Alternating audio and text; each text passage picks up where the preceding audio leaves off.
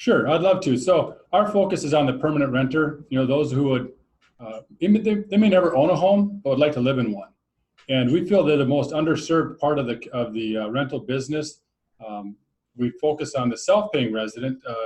90% have jobs and to pay their own rent. They're not subsidized. About 10% are subsidized. And we like to focus on those that want to create a community. And the long-term renters, like I said, they may never own a home.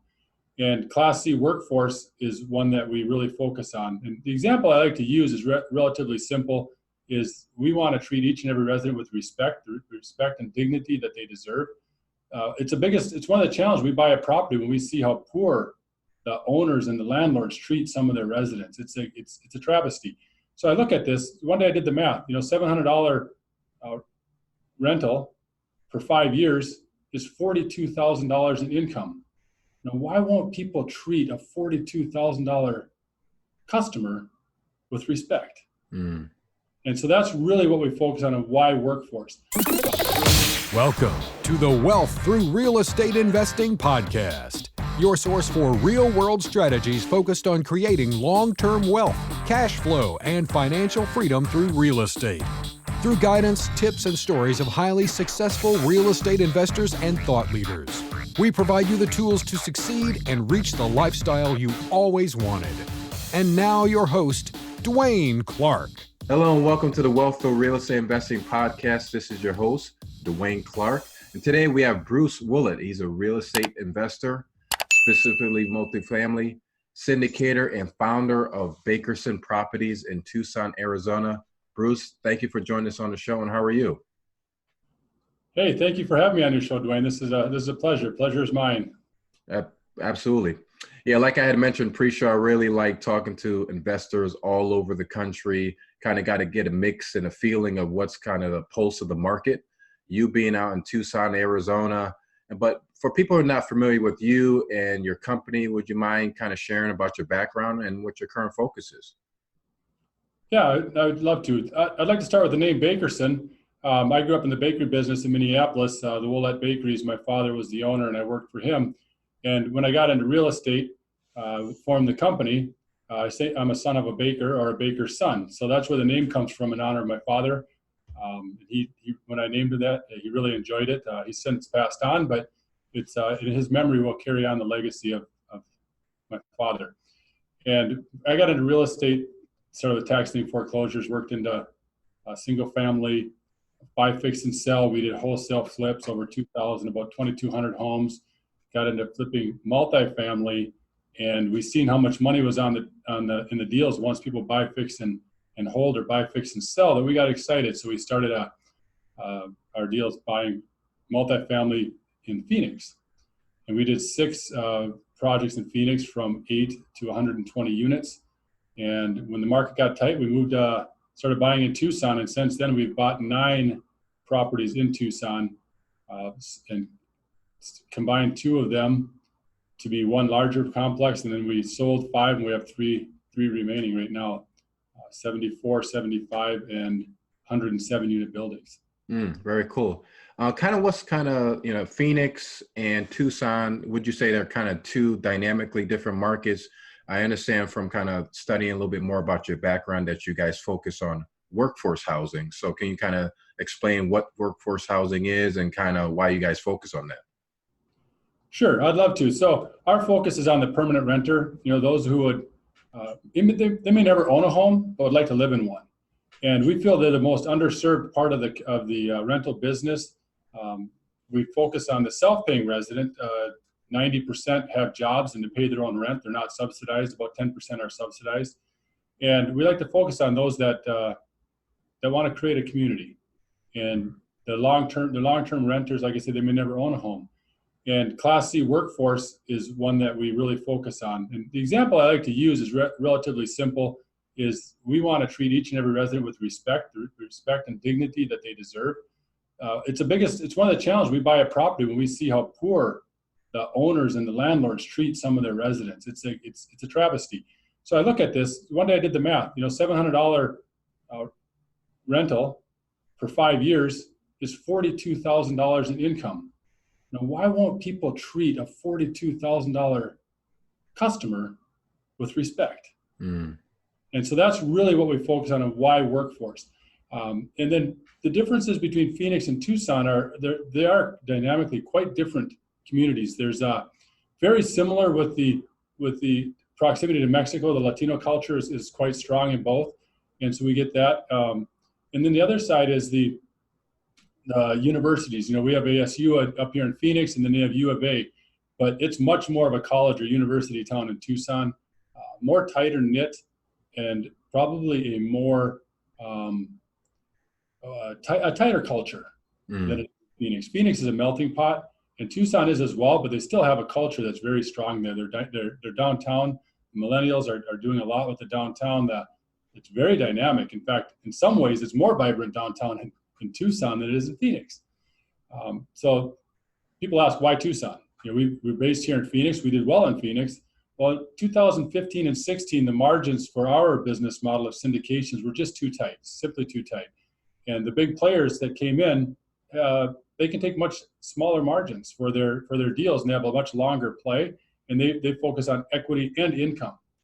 And the challenge we had with our model is that it just wasn't enough income throughout the early years to keep our investors happy. So when we went into Tucson, there's larger margins there. But we've seen those shrink down there as well. They're about 2 years behind the Phoenix market, typically in growth. And we're starting to see it really tight down there, and there are some big players now moving into the Tucson market, which has caused us now to consider branching out to other states. Yeah, it's very smart. Yeah, but kind of digging a little bit deeper, as far as I know, overall our economy is doing a lot better, and then there's a more focus on multifamily and the need. How is, as far as the Arizona state market in general, and then particularly in Tucson? Well, Arizona in general, the economy is very strong. There's a number of businesses that are expanding here and bringing operations. Large Fortune 100 companies, eBay, Amazon. Shipping, of course, is getting bigger and bigger all the time, and it's a big city, big metropolitan area.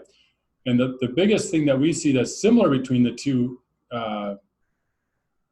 areas of Phoenix and Tucson is the unemployment. The unemployment here is extremely low, and it seems like it's near zero at the construction level. Construction is still strong here. Permits are still being drawn, but they're not. The projects are slower than they should be getting across the finish line because of the shortage of labor. And I know that's not unique to Arizona. It's across the country, but there is a severe labor shortage here. So there's always these bottlenecks. Sometimes it's acquisition, finding deals. Sometimes it's finding capital. It seems like labor is the current bottleneck that we're working to solve. Very interesting. As far as your business model, are you guys just a straight sponsor? You guys find a deal, fund it, rehab it, manage it, or do you guys also, work with other joint venture sponsors and put deals together? Can you kind of explain your approach? Yeah, the first ones we did, and we had 2 properties in the first 2 we did in Phoenix, the multifamily repositioning. We did partner on those, and it worked very well. They're very profitable. It did well, and we sold those. And then we branched out, and most of them we've been the sole sponsor. In Tucson, we have done 3 with another partner. So we've done both. And the way we work with the partner is we are the operator. They do some asset management, financial oversight, things like that, more the bookkeeping, or not bookkeeping, but asset management side to assist in oversight. And then they also brought in some of the capital, and they also put up their own capital.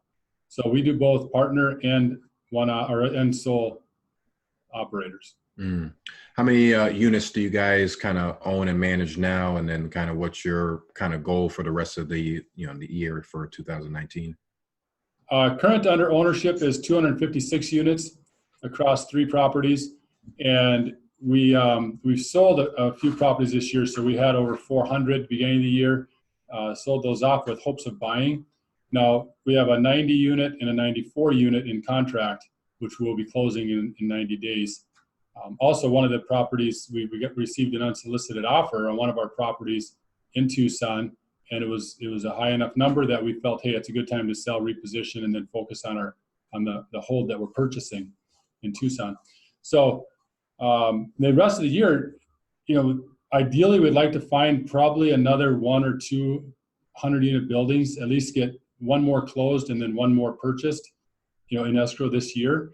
The challenge we have is we probably made 40 offers I'm guessing 35 to 40 offers in a 15-month period with 0 acceptances until we tell these 2 that we're picking up now. So we'd like to say we'd pick up another one, but we'll see how long this drought of leads, is out there. And I think we still have a long runway, a couple of years based on the metrics in the economy outside of some major economic hits like a war or some other things that come to us. It seems like the economic indicators are all fairly positive on growth.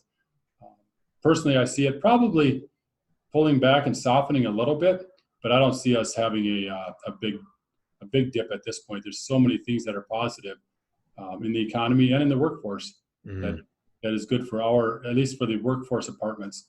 They're not making any more buildings. We're repositioning existing buildings and frankly running out of opportunities in certain sub-markets within the markets that we focus on.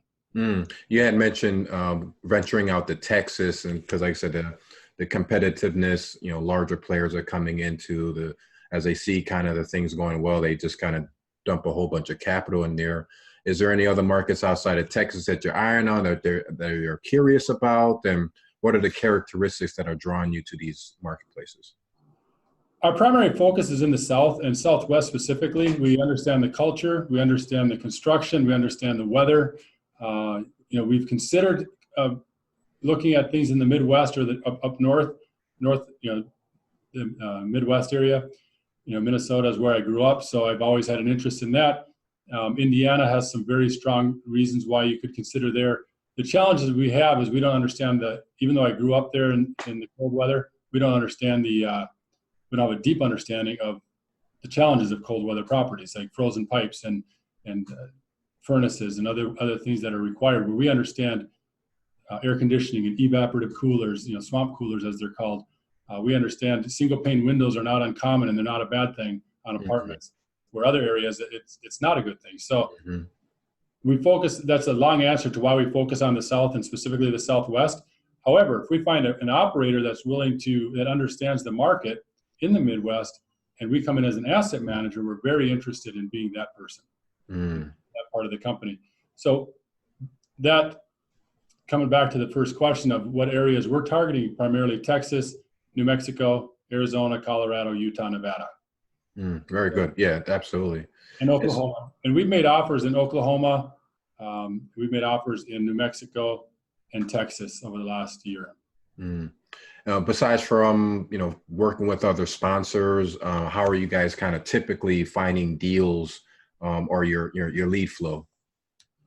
We find them in multiple ways. The primary way you get the leads is through a broker relationships. That's always going to be there.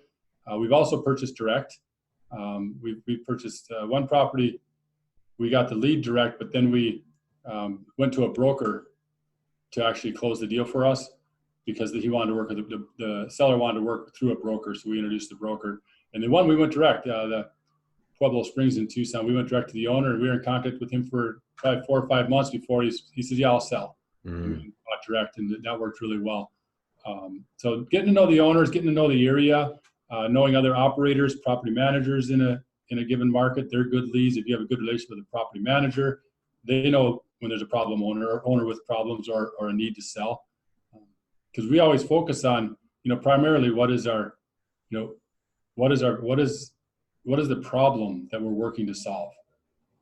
That's number one. Then is there a value add opportunity? And then do the numbers work? The process.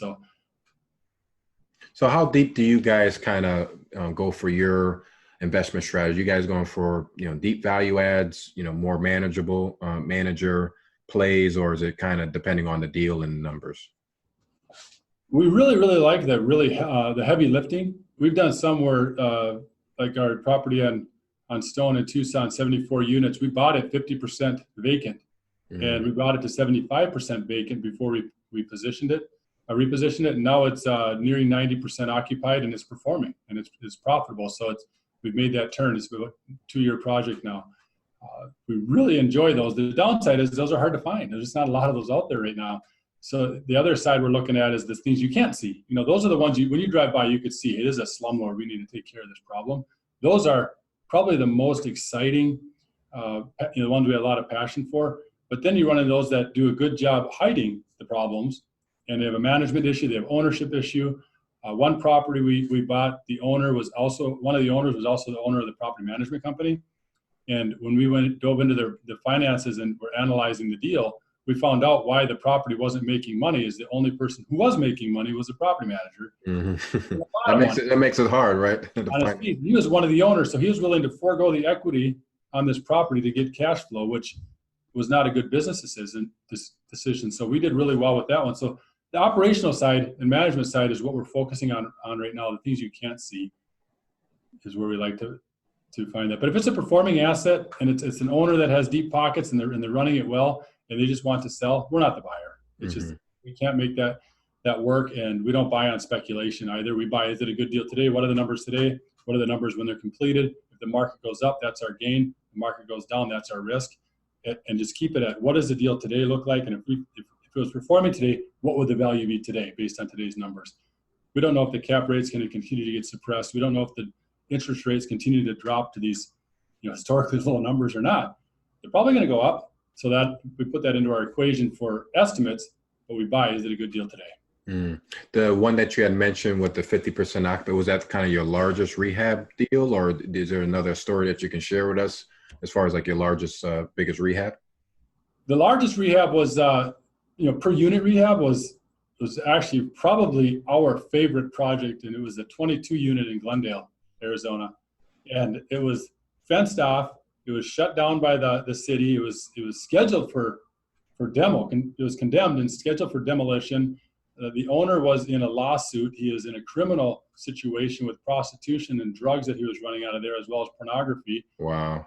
It was fenced off with razor wire, and one building was red and white striped like a barber pole, stripes. It was really odd colors, and they were all abandoned, just nasty. It was block building. So we bought that one. It was made an offer. Well, we actually bought it to wholesale it, and my son was wholesaling it, and I said, hold on, we can make that one work. What we can do. So we drove down as fast as we could. We cruised down to the city of Glendale, knocked on the door and said, listen, don't condemn that building. What do we need to buy some time? Because we're going to turn that back into an apartment.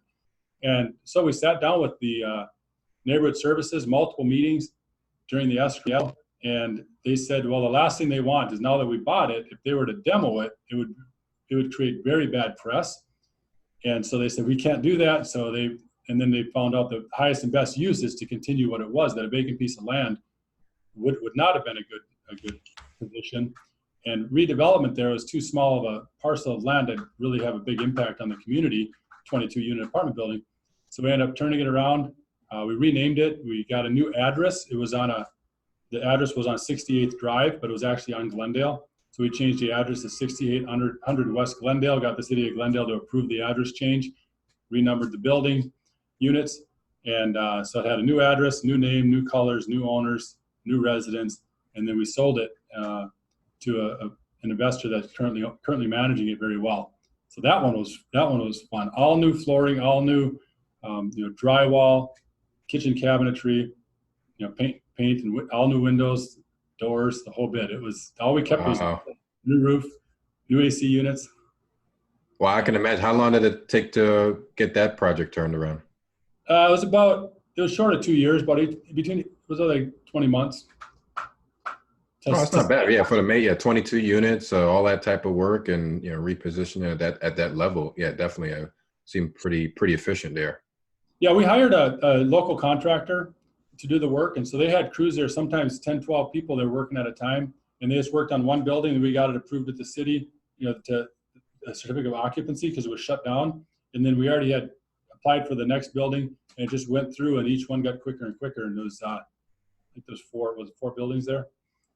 4 or 5, but each one was a separate one. We just did the one on the street first so that the city would like it and say, hey, it looks nice. And that was the ugliest building. So once we got that turned, it just went smooth. And even with the hiccups we had with the city and the permitting, overall, it was a pretty good experience.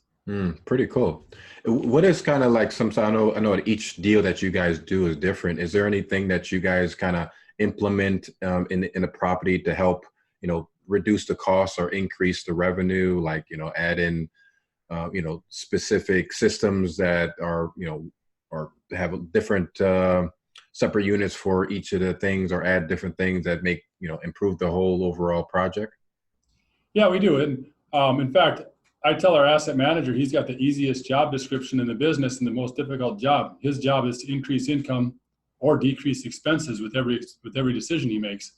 I said it's pretty easy, but Yeah. it isn't necessarily that simple. So what are some of the things we do? We have the property, one of the properties in Tucson, actually two of those are master metered chiller systems. And so there's the heating and air conditioning and all the power and everything is paid for by owner. It is not sub-metered. So when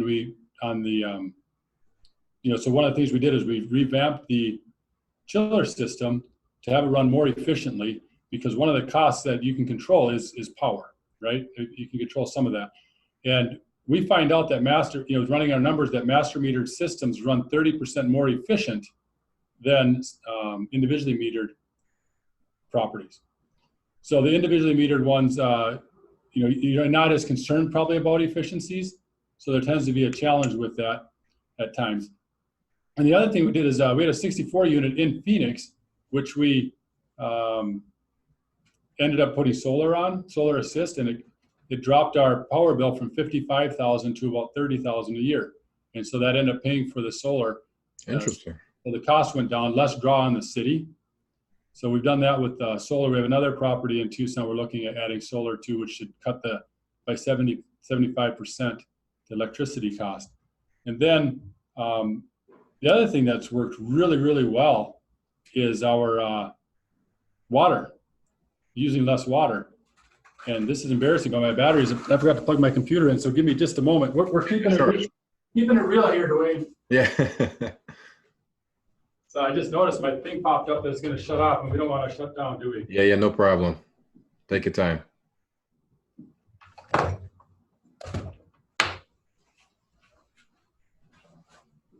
Here, I thought it was all prepared, and I forgot one little thing, which we were talking about power, right? Yeah. So anyway, the other thing is water supply. Since I think almost all communities pay for the owner pays the water bills on apartments. So what we've done is we've in the Tucson properties, which is really nice, is we've implemented all new toilets, and we get a $75 cash rebate from the water company for every property that we put a low flow toilet in. Wow. Water saving techniques with the shower heads and faucets and other ways. And then the other thing is always monitoring for leaks. That's a thing that you have to do is on a chiller system. It's pretty nice because the property is heated with hot water, or it's cooled with cold water. And you can there's meters that are on those that show if there's water leakage. Every unit has a meter that sits on there. If the meter is moving, you have a leak somewhere because it's a sealed system. So those are the things that we've implemented. The challenge we've had though with shower heads, just for the listeners that look into that, if you buy the inexpensive ones, trust me, your residents will take the shower head apart to get a higher pressure water flow. So make sure if you're going to buy low flow shower heads, buy the good ones that have high pressure. Otherwise, don't bother. Yeah, it's a good tip there. Kind of speaking with, because one thing I like about you is that you kind of have a lot of attention to the detail. Like I said, as far as the shower heads, the toilets, all of that stuff, it goes towards the bottom line, especially when you're dealing with investors and outside capital. That's important to kind of let them know that you're maximizing and, giving their return. So given that, how do you guys work with investors and structure your deals? Are you guys offering preferred returns or is it straight equity, or how do you guys structure your deals? Yeah, we offer a preferred return. However, it's not payable during the repositioning position because there's no cash flow. We buy these properties that are 50% vacant or even 20% vacant. During the repositioning of the property, stabilizing, there is no cash flow. So the preferred return is paid out at the end. So it's basically an equity play. Mm. On the buy and hold that we're working on now, during the first year, there won't be any preferred return, but then after year one, there'll be preferred return to the investor. They'll get paid first. But in all of our syndications, the syndicators, we're the syndicator, the investors have, their Class A shares. So they're the first ones to get paid. After we paid off the debt and any outstanding bills, then the investor gets paid, and then we get paid. We get paid last. Outside of the fees, we get fees along the way to run the business, which is very typical. They're competitive fees within the market. We don't fee it to death, and the investors get strong double-digit returns, which are quite exciting. Very cool. As far as kind of building your investor base, is anything particular that your company do to kind of raise capital, build awareness? I mean, of course, doing like podcasts and being more exposed out there at places that investors can get more information. There's any particular ways and tips that you can offer us? Well, historically, that's a great question, because historically I was really an under the radar kind of an investor. I was real quiet in the not a quiet person by all means, but people, you're not quiet. No, but I was real quiet in the market. Like, I'd go down the auction when we were buying houses, and nobody knew who I was, and we were one of the biggest buyers down there because I wasn't the face of that, and we didn't want that out there. I just kind of like this going to properties. People don't know you're the owner. However, we find out that works on the community level, but when we're working with investors, they want to know who are they working with, and what are they getting into, and are these people real, and what is their character? That's always important. So I have been more active now on LinkedIn a little bit, and we hired an individual to do our digital media. In fact, it's how I got introduced to you, and he's doing a very active job creating videos, creating Instagram and YouTube videos, and we're going to reach out that way. Before that, it was friends and family, and until the recent 2019, primarily networking through friends and family. Now we want to branch out, and we've had probably one of the strongest lead generation social media is LinkedIn. There's a lot of investors that are on LinkedIn, a lot of professionals that are interested in multifamily or interested in serving, because we do serve the underserved, which I think is a wonderful place to be, but it's not for everyone. There's some people don't like that. Other people like Class A. I want the fancy building, and they're really intrigued by building a Class A apartment and being part of that. And to me, it's like, that's great. I'm glad people are passionate about that, because that's not my passion. On a side note, seeing a raw piece of land and creating something out of that and seeing that grow, I always marvel at what the vision those people had. But I can take an existing building and say, wow, here's what we can do to it. We can do this and do that and make it really nice and make a home for these residents, because these people can't create a home for themselves. What a great opportunity for us. So through that, we're creating the videos, creating the podcast, creating the vibe. Probably LinkedIn and Instagram, YouTube are what we're going to focus on right now. And then podcasts, of course. I really appreciate being on your show. This is exciting for us. Yeah, absolutely. Yeah, it's a very good advice there. You had mentioned that you added a team member that focuses on social media, and then you have other people that focus on asset management.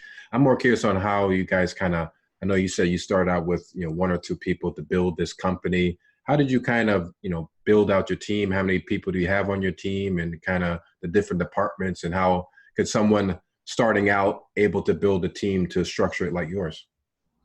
Yeah, well, that's funny, because when I built our business, I said I didn't want employees, and my former business partner, who's still one of my best friends, Jack Martin, shout out to Jack. He's really a great guy. And a few years ago, we had just slightly different vision, starting to see that there was a difference. And so we went different ways, but we really keep in touch. But when we started, it was just the two of us, and I didn't want employees. I said, I'm not sure I want to have employees. I want to work on the deals and work on the numbers. But over the years, the employees migrated over to my side of the equation, just based on the workload and what we were doing. And I actually embrace them. And I think, employees are what can create. If I serve them, they take care of Bakerson. Bakerson takes care of Bruce. That's pretty neat. Or if I only serve myself, they get forgotten. So that's kind of the little spiel about what I'm about with the employees. Now, how did we build that? With the key people we have is we've got, I'm the owner. We've got brother-in-law is the asset manager. My son is the direct acquisition disposition. My son-in-law is our head of project management and property management, and then my brother's in charge of capital stack and fund management. And then we have 4 others that I call the adopted family. We're all one big family, and we treat each other the same. In fact, I'm probably harder on family members than I am on non-family members when it comes to production and requirements. But advice to building is build as you need, not as you want. And to work with, and for us, I've brought people on that I enjoy being around. The people that work for us also are socially involved. Being family, we see each other, but we have a very strict rule that we don't talk business over the dining room table, over the coffee table, on the back patio of somebody's house. That's off. Business is at business, home is at home. Don't bring your problems to work. Don't bring your work home. And we've done very well on keeping that dynamic. In fact, I do family vacations with family, and we work together. So I'm very blessed in that, and I'm very thankful that we're able to keep that separation. So when you build a team, my recommendation is, obviously business is an art. It's not a science. You can do it there's many ways you can make it work. Some people only want to work with high performers regardless of the egos and that come with it. And I want to have fun. If I'm not having fun, I don't want to be in business. It's got to be fun first. When it isn't fun, why isn't it fun? It's usually because we haven't done something we're supposed to do, or things aren't happening as fast as we'd like or as clean as we'd like. So you focus on that bottleneck, you fix it, boom, it's fun again. Absolutely. So the advice I would say is for me anyway, what I've done is work with people you love to be around. Have a lot of passion, a lot of fun, and keep it real. And then the second thing is only add those that when you need them, not work with people that need to work with, or you need to work with, as opposed to those you want to have. Like you could build a team of wonderful people that have no clear direction. And the last thing is make sure everybody on the team agrees with your core values, your core business strategy, your vision, and your mission. What is it you do? Everybody at Bakerson focuses on what do we need to do to take care of the resident, but also we can't forget the investor. We have to take care of the investor, equally important. And so then I call our customer is our residents, and our clients are our investors. One's a business relationship, the other one's more of the retail side, if you will, of a store. We have a store, we have apartments people rent from us. So make sure that people are in alignment with your vision, your mission, and your core values. You get that, and you can develop a really strong, solid core of people that march together. And we've had fractions at time. Every business does. We're misaligned for a time. We got to get regrouped. Hey, what are we missing? What's going on? How can we fix this? And we find out, focus on the resident, take care of the investor. Focus on the resident, take care of the investor. We do that. Everything else just works its way through the system. Very cool. Yeah, it's kind of like when we was talking pre-show about the thing that you have in your office with the kind of the whole culture. And then there's a slogan that I heard you say on a previous podcast regarding togetherment, and kind of like what you're embodying there is kind of what you're talking about. Is that am I on the right track there? Yeah, the people call them apartments. That word is divisive. We call them togetherments. It's inclusive. It's together. So I've always pondered English. Why is it called an apartment when they're all together? And so I said, we call them togetherments, and it's a word we use. In fact, I've got a definition here. Togetherment is a group of related rooms among similar sets in one building or a group of buildings designed for use with the condition of unity. So I took some definitions and created a new one that looks official. It looks like it's a real dictionary word. And then a community containing or made up of such buildings. So that's togetherment. So yeah, that is absolutely creating communities out of chaos is what I've said as well. We go into problematic properties, and we're really passionate about creating a community. When I walk into an apartment building as an owner, I want them to know that I'm the owner and I care. Because our core value, number one, is we care about people. And that's at every level. And we're level-headed. I don't care if you're the $100 million investor or you're a paycheck-to-paycheck resident, you're treated with the same dignity and respect as long as it's mutual. Now, if you have a problem resident that doesn't offer you dignity or respect, they got to go. If you have an investor that wants to be involved, when they're a passive investor, they cannot be actively involved. If they're constantly actively involved, there's a mismatch there. So they may not be able to invest in future deals. You have to. We'll do our job. We'll take care of you. Awesome. Yeah. So as far as kind of like, I wanted to kind of touch on a little bit of personal development. So what's kind of like a typical day for you? Are you a early riser? Big time scheduler? What helps you become successful? Yeah, I am an early riser. I'm typically fairly early, up between, I don't use an alarm clock. I don't like alarm clocks. So when I wake up, and it's usually between 5 and 6, 5 and 5:30.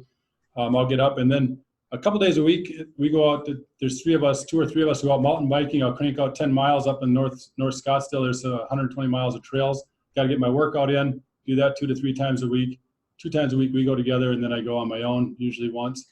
So that's usually in the summertime for sure. In Phoenix, you're not going to go in the afternoon. Oh, people do, but I don't. I go first thing in the morning, and then I still get to the office by 8. My days are always different. I love being out in the field, and I have certain days I work in the office. Depending on what the schedule is. If I have meetings, I try to do them some here, some off site. Very very common to meet at coffee shops around town. It gets me out into the environment and not stuck in a cubicle environment. My schedules are usually only scheduled out 1 week to 2 weeks out. Anything beyond next week is pretty open. So people say, how do you always have time? I'm very, very, very efficient at use of my time. And I try not to plan too far out because so much can change. I could plan 3 weeks from now, and all of a sudden I have a whole day of schedule. We have to do a property inspection on a property, or I have to fly out of town and go look at a building. So I try to keep the schedule as close to present as possible. And that's the daily, the work schedule. The other thing I do is I'm a big believer in education. The day I quit learning is the day I die. We're always learning.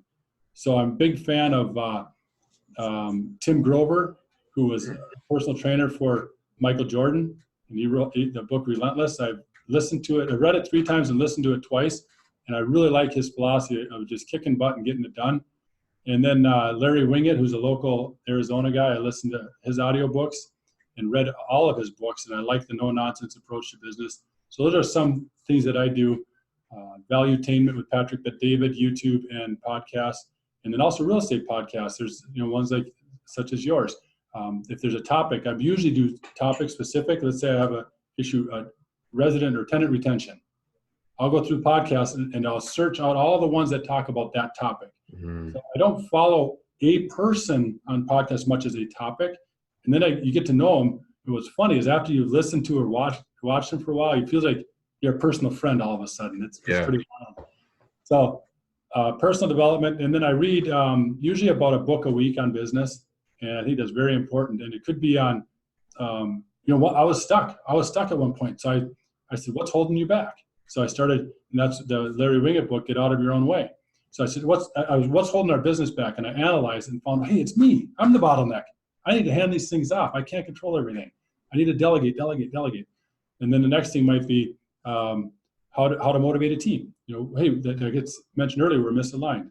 Study. How do you motivate a team? Read some books. I know people that have read thousands of books, and they're incredibly good at what they do. I know people that read no books, and they're the people that have all the answers, no experience. So I decided to go the book, podcast, and a lot of audiobook, and as I call them, analog, the old-fashioned paperbacks. I still read those.